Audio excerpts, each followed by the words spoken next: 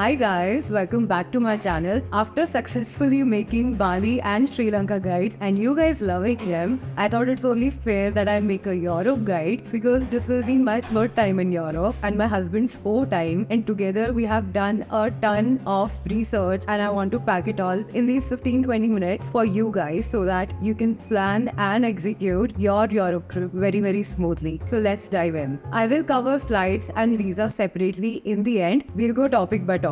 Number one is stay. The place you're going to stay at will make a lot of difference. So while you will want to stay in a happening area or a pretty area, also make sure that you are staying in a well-connected area. Nearest to the city center is the best. If it's feeling too expensive, then the second best option is to stay near a metro station. Why?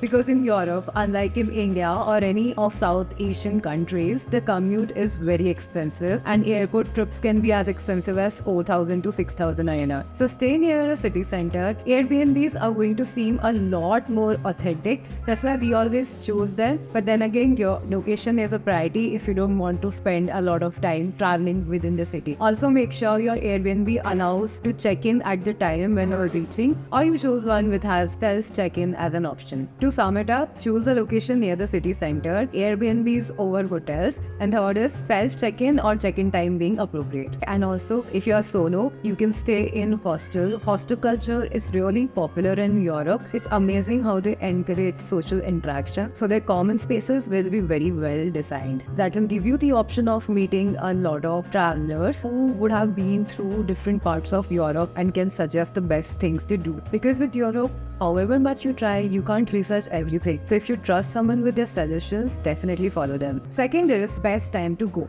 Now, what is the best time to go? June to September is supposed to be the peak season because it's European summer. But if you ask me, it seems too crowded at that point of time. And unfortunately, all our trips had to be in July because we were planning for Tomorrowland, which if you have in your bucket list, you should definitely check out my Tomorrowland guide plus vlogs and that might convince you. But otherwise, I wouldn't recommend July. I think April to mid-June, which is the shoulder season, and similarly September to October is again shoulder season when either not many tours have started coming or have ended coming and the prices are more nominal and the weather is still very nice. In fact, for us Indians, European summer can get too hot. Okay, I could not handle it that well. Honestly, I would lose my mind because of this sweat. But I would say before June or after September, I think the weather will be much more bearable. And when in Europe everything is so expensive, then why not save some costs on your B&Bs by booking in shoulder season? Number 3 is commute. Talking about commute, as I already mentioned, it's best to stay near the city center because Europe is very well connected through buses, trains and trams, and you can basically buy passes and use them all day. But at the same time, you can calculate how many trips a day you will make and if the cost there is justified by that. Sometimes the pass is same for trains and buses, but at times just the train pass will not do, so just do your calculation very carefully. Some trips on saving cost of commute is reach at a time when the public transport is still active so that you don't have to pay hefty amounts in cabs. On an average, walking for less than 500 meters to the metro station and then covering the main hall by train and bus works the best. Try to avoid cabs because they are very expensive. On an average, a cab journey would cost you about 800 to 1500 INR and cab rides from the airport to the city center can cost you about 4,000 on an average. So you can try to avoid that. The long-haul commute within the country can be done from train or Flixbus or flights. Now, Flixbus is the cheapest and most convenient option because there are multiple buses for at least 5 to 6 hours for the journeys like Belgium to Paris, Belgium to Amsterdam, those kind of frequently done routes. So you'll get like 20s of Flixbuses in a day and they're super affordable. Like starts from like 5 euros, 10 euros, 15 euros, and within 20 euros, which is like 1800 INR, you would be able to travel to a lot of places. You'll get most of your Flixbus options. Train would be a little more expensive, but train has its own charm, so I think that is also a good option. Flights also sometimes intra-Europe flights are very cheap, but at the same time, low-cost carriers like Ryanair would then sell you baggage for very high cost. So make sure the ones that you are choosing have either baggage included or that they are available for reasonable prices. There could be weird rules like check-in is mandatory and also do check for this. Fourth is what to do when you are in a country. So we always try to book book experiences through these websites like Get Your Guide, Airbnb, Viator. They also have some free walking tours. So if you want to know more about like a historical city like Athens, and I did a free guided tour in Amsterdam, and he told us such cute things about the city which we would have never known otherwise. So I think that's a great option to explore the city. We do our research on these websites, but when it comes to booking, then we also try to book the same thing separately. For example, there's a guided tour of the national park which costs about 8,000 rupees INR, which is a lot, right? But if you go and just look for the tickets of that place without the guided tour, it might not be more than 2,000 or 4,000. It will be like 1/4 of the cost, so you can save up on a lot. So you don't need to do your bookings on these websites, but the research part, these websites are going to be great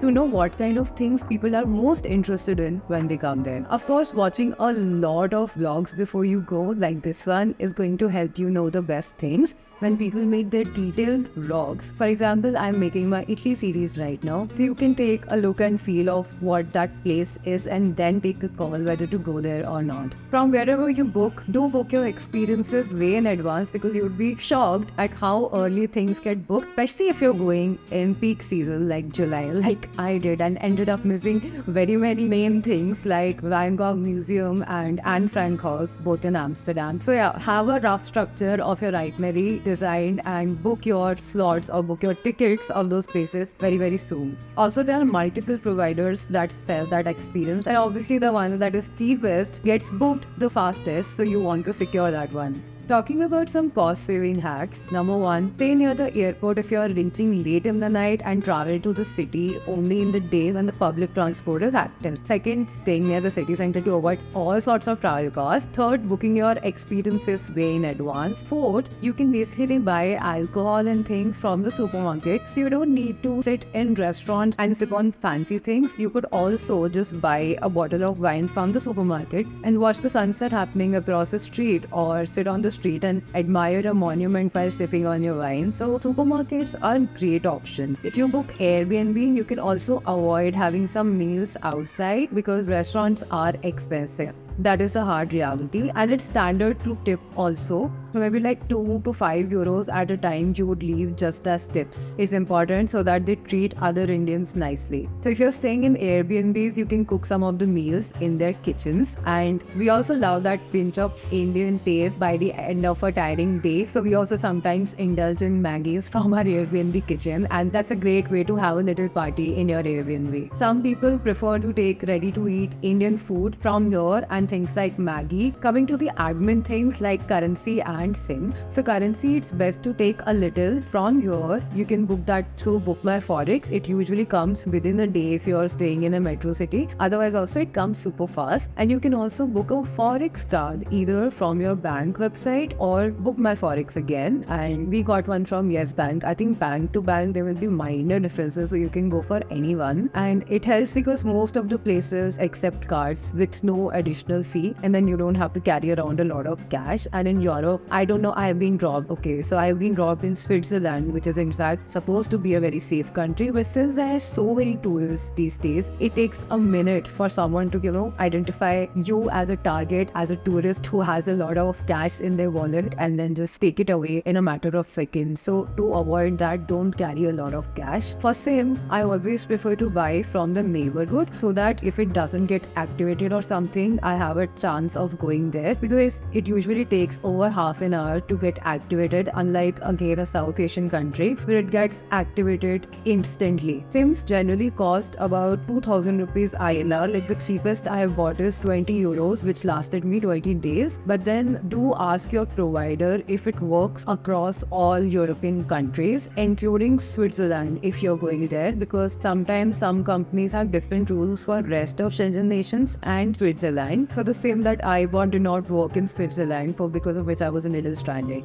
The third thing is packing, because it's kind of important that you pack really light when going to Europe, because there's a lot of commute, and when you are taking public transport so much and not the cabs, you have to walk on an average 700 meters to a kilometer for every stop, okay? And sometimes you have to do that with your luggage when you're going to the airport or things. So you will thank your stars if you carry smaller bags, because I have done learned that I have made mistakes. I thought my looks were more important to me than carrying some extra weight, but I was so wrong. And if you're going for longer trips, like we are currently planning a 1 month long trip, so it's not ideal at all. In Europe, people have a very simple style, and shorts and t-shirts are going to cover most of your day trip. Only for the evenings you can take some dresses, but definitely not heavy ones. Like a few of those little flowy dresses are going to cover you for all sorts of day and evening activities. Don't forget to carry an adapter for the plug point, because their plug points are very different than ours, as in most countries. Avoid buying souvenirs and things till the end of your trip, or at least till the end of each stop, because trust me, any extra baggage is not good for a Europe trip, especially if you really wish to explore the country and not stay back at a stop for more than 3 days. Now, what all countries to cover is basically according to what kind of things you like. If you like European summer, coastal regions, things that you have seen in videos like Italy and Greece, then you can go to Italy and Greece, which are in the southern coast, and summers are really beautiful there. Even Croatia and Spain come in the same category. If you are going for a couples trip, you could go to Paris. I can tell you a little bit about the places where we went to and loved. Number one for me was Netherlands, because there were huge lakes and huge canals, and Amsterdam had a lot of people and a very bubbly vibe. And The Hague, which looked a lot like Amsterdam, but there were not many people, and it had a beach, it had lakes, it has huge gardens and canals going in between, and you would cycle along and see sunset happening on one side and ducks in a river so on the other side. And all of that, it was beautiful. Everyone goes to Paris, and we went there and we loved it too. We are again going to France this year, and we'll stay in Paris again, but we are going to cover some of French Alps and some of southern part, which is called French Riviera. I have never been to Spain, but people love it for its fun beach vibes and culture. We went to Italy last year, the southern part of it, and we are going to do Italy again. Italy has a lot to offer, so if you are going to Italy, keep at least like 10 days there, and even then you will only be able to cover like a half of it. This year we are also going to Croatia, which has the same southern coast, but it also has a lot of beautiful national parks and a very famous Game of Thrones site. We keep going to Belgium again and again because of Tomorrowland, but that also seems like a beautiful country, and it has great beer for people who admire beer, and it also has great waffles for people who admire waffles. Prague has a great party culture and hostel culture. If you're planning to go to Norway and see Northern Lights, then yes, you can plan the Scandinavian countries area. Greece has the best of everything. It has a lot of history also in Athens and a lot of museums, and if you go to places like Santorini, it's heaven for couples especially, and we did our pre-wedding shoot there. But there are also party islands called Mykonos and Peros, which have amazing chilled out vibes, and overall Greece is affordable, so that can be one of your greatest options. Switzerland was the most beautiful country that I found in Europe, but at the same time it was expensive, but it was completely worth it. And definitely check out my vlogs to know what I'm saying. It's a piece of heaven on earth. It's something that got created by mistake and just left there for humans to enjoy and to imagine what heaven would be like. Talking about one of the main things, which is flights. When planning a Europe trip, I think it's more important to see where you want to fly into and then make the itinerary around it, because not every country will have a direct flight from here, and not every country will have a cheap direct flight from here. In my experience, Athens, Paris and Milan have shown me the trend of lowest fares across months, and you should check those first to get an estimate of approximately how much your round trip is costing you, and then you should move to Skyscanner to see how much lesser than that is an alternative option for you. On Skyscanner, they give you an option to keep the destination flexible, which means you can select all of Europe, or you can select one country at a time, for example France and Greece and Italy, and then see what are the cheapest alternatives on what dates. You can also keep the dates flexible. So it's very easy to do the browsing there. Your criteria basically is number one, the cost, number two, the travel time, number three, the transit. So if during transit you have to do self-check-in again from a random country like Oman, then it is a bit of a hassle. It can be a bit of a hassle. I would suggest avoid that altogether and only take flights which are basically transferring your luggage on their own, and you don't have to go through the check-in process again. Number 4 is if they have a baggage allowance or not. There is something about European flights because people don't always carry huge check-in luggage. Now this happens with a lot of European carriers because they market themselves as low-cost carriers. So how they are saving money is basically selling luggage allowance for very high money. So make sure your ticket either has luggage included, or if it doesn't, go to the website and just calculate how much it will cost together. Now when it comes to food, some people find it challenging to find something affordable and in the taste that they like, because European food in general is very raw as compared to ours. It has a lot more salads and breads and cold cuts separately and very less masalas, to be honest. So I usually like to go to high places or Middle Eastern places because shawarmas and hummus pita or Thai curries will be a lot more flavorful and have a lot more masalas. If you're going to major cities, there will definitely be a lot of Indian restaurants also. So if you really miss taste of home, you can opt for those. Just know that for Indian restaurants, the ticket price would be at least double of that of a regular European restaurant. And I think Middle Eastern options like shawarma and pita wraps and doner wraps and things you can find most often, and they will be super affordable. For example, 2 to 4 euros for a huge wrap that at times I would need to finish in 2 sittings. You can definitely buy some groceries from the supermarket and have fruits and juices, cold drinks and even alcohol pre-mixed at a very affordable rate from the supermarkets. A lot of Indians that I know carry ready-to-eat packets from India, and definitely things like Maggi. At times when you miss the taste of home or they were late in the nights and all, you can cook them up in your Airbnb. We always do that. It's our favorite bonding activity after dinner. When we are back in the B&B, we cook Maggi together and we eat Maggi together. I've heard French Alps are also amazing and we are going to go there this time. So if you want to get a virtual tour, maybe you can subscribe and follow me in the journey. And if you want all these updates real time, maybe consider following me on Instagram too. Coming to the most important aspect for which a lot of people have fears in their mind, which is visa. You need something called a Schengen visa for visiting Europe or any of the Schengen states. Now, when you're applying for the visa, you're applying through one country and not entire Europe. So basically, you're telling France that, wow, you are such an amazing, beautiful country and we want to visit you. And while we are there visiting France, we'll also visit other countries around it. But the biggest stay is going to be in France. Now some people have the misconception that it's the country that you are entering from that you need to apply the visa from. For example, if my flight is for Milan, which is in Italy, then I need to apply the visa also through Italy. That's not true. It's more about the country where you're staying the most. All the Schengen visas are processed by this third party called VFS that would have centers in all the major cities in India, like in Bangalore, Delhi, Chennai, Pune. I'm sure a lot of other cities also. Now to apply, you have to first take an appointment slot from the VFS website. Now every country has certain visa slots. So for example, France and even Switzerland. Switzerland is the most frequently visited country by Indians. Itna ke they have also put Dil Wale Dulhania ke posters all over, and there are Indian restaurants all over. Okay, so Switzerland kind of places will have a lot more visa appointment slots. The second thing is acceptance rate, for which you can just go and check online which country has what visa approval rates. So the major deciders of what your current Europe trip is going to be, or at least what you are going to show in the visa, is according to which slot are you getting for what country and what is your nearest slot. And make sure to apply for the visa as soon as possible. Like let's say if you're deciding 6 months later I want to go to Europe, why not apply for the visa today? Like we applied in January, we got it within a week, and now we're just making all our bookings slowly, and only after the visa came, we started making all our fare bookings slowly.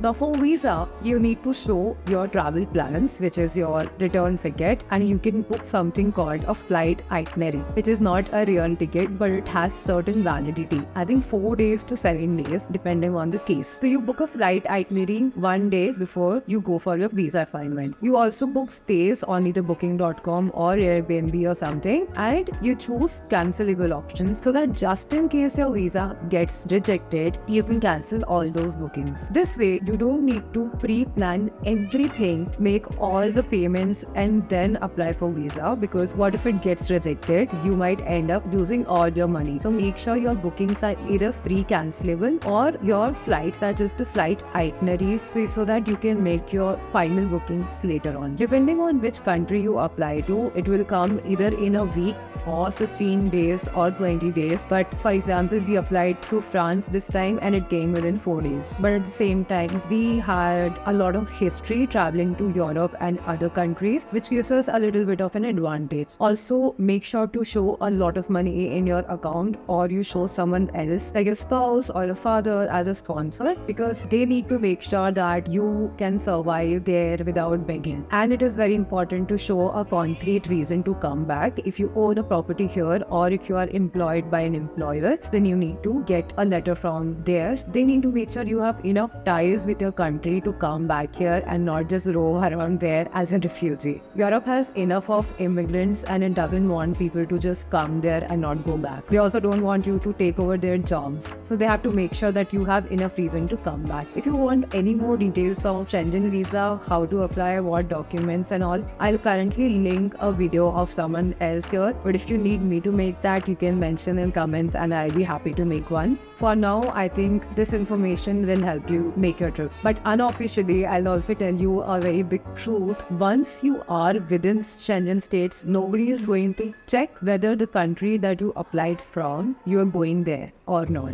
Okay. During immigration, they might ask you to show some hotel bookings and all. If you want to be safe, just have some cancelable bookings in the place where you want to go, so that during immigration, if they're asking, oh, you have applied to Italy, but you're not going to Italy, so you can show them that no, here are my hotel bookings in Italy, I am going there, or something like that. But more often than not, once you have the visa, you can actually travel to any of the Schengen states without any issue. There are no interstate borders, there are no places where buses are stopped to check your visa and things. Once you are inside Europe, you can travel anywhere. Overall, I would say Europe has a lot to offer. There's a lot of history. There are a lot of bubbly, happening places like Amsterdam and Paris. The streets itself are so beautiful to walk in, and there's a lot of natural beauty which is almost fairy tale like in nature, and nothing like India or any of the other Southeast Asian countries. But Europe is operationally way too expensive, because flights of going there are expensive, cabs inside are expensive, so you have to rely a lot more on public transport,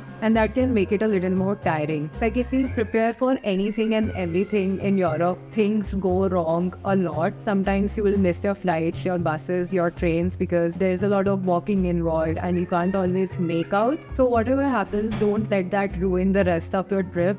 Just take it as a part of it. I got robbed, but at the same time, I knew that I had 10 more days at trip left, and I had to be happy for that. There were times when we were really tired of the commute and we were sweating and we had to still keep going. So carry very lightweight bags so that your commute is very, very smooth. We had the best time in Europe, and that's why we keep going back there. This will be our third time and we are so excited. If you have any other doubts, you can ask me in the comments. But otherwise, I hope you got everything that you were looking for from this video. Feel free to reach out to me in comments or on Instagram, and I'll be happy to help you with anything more specific. Do like this video for the algorithm and subscribe if you haven't, because I love traveling and I would love to share all of my travels with you guys. See you in the next video. Bye!